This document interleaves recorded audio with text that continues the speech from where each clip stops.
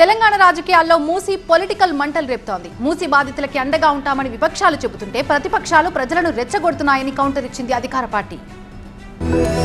మూసీ నది ఇప్పుడు వివాదానికి సెంటర్ గా మారింది.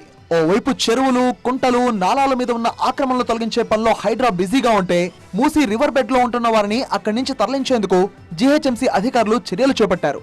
అయితే ఇందుకోసం వాళ్ళు చేపడుతున్న సర్వేపై స్థానికంగా ప్రజల నుంచి వ్యతిరేకత ఎదురవుతోంది. వీరికి విపక్షాలు అండగా నిలవడంతో ఇప్పుడు తెలంగాణలోని రాజకీయమంతా మూసీ చుట్టూనే తిరుగుతోంది. మూసీ సుందరీకరణ అంశంలో ప్రభుత్వ తీరును తీవ్రంగా తప్పుపడుతున్న బీఆర్ఎస్ బాధితులతో సర్కార్ వ్యవహరిస్తున్న తీరుపై కూడా మండిపడుతోంది. మూసీ పరివాహక ప్రాంతంలో పర్యటించిన బీఆర్ఎస్ బృందం మాజీ మంత్రులు హరీష్ రావు, సబితా ఇంద్రారెడ్డి నేతృత్వంలో ఈ పర్యటన సాగింది. బాధితులకు అండగా బీఆర్ఎస్ తరఫున న్యాయపరంగా పోరాటం చేస్తామని నేతలు తెలిపారు. పలు కాలనీల్లో మూసీ బాధితుల ధర్నాకు నేతలు మద్దతు తెలిపారు. సీఎం రేవంత్ రెడ్డి తీరుపై మాజీ మంత్రి హరీష్ రావు మండిపడ్డారు. రేవంత్ రెడ్డిది రాతిగుండె అని విమర్శించారు. ఆయన మూసీ ప్రాంత వాసులకు అండగా ఉంటామని, అవసరమైతే రోజుకో ఎమ్మెల్యే ఇక్కడే ఉంటారని తెలిపారు. బుల్డోజర్లు తమను దాటుకుని రావాల్సిందే అన్నారు. మరోవైపు బీజేపీ కూడా ఈ అంశంపై ప్రభుత్వాన్ని టార్గెట్ చేసింది. ఏదో మార్పు తెస్తారని ప్రజలు కాంగ్రెస్ పార్టీకి అధికారం ఇస్తే ప్రజలను గోసపెడుతున్నారని కేంద్ర మంత్రి బండి సంజయ్ ఆగ్రహం వ్యక్తం చేశారు. ఇందిరమ్మ రాజ్యం తెస్తామన్నారని ఇళ్లు కూల్చడం ఇందిరమ్మ రాజ్యమా అని ప్రశ్నించారు.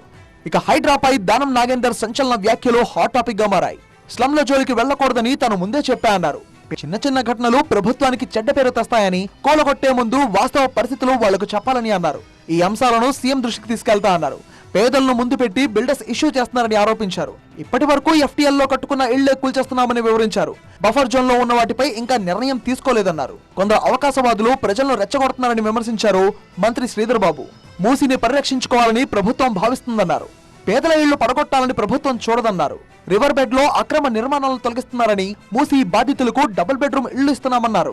మూసీ సుందరీకరణ కోసం పలు నిర్మాణాలను తొలగించేందుకే సర్కార్ సిద్ధమవుతుంటే, బాధితులతో కలిసి రాజకీయ పోరాటానికి విపక్షాలు సిద్ధమవుతున్నాయి.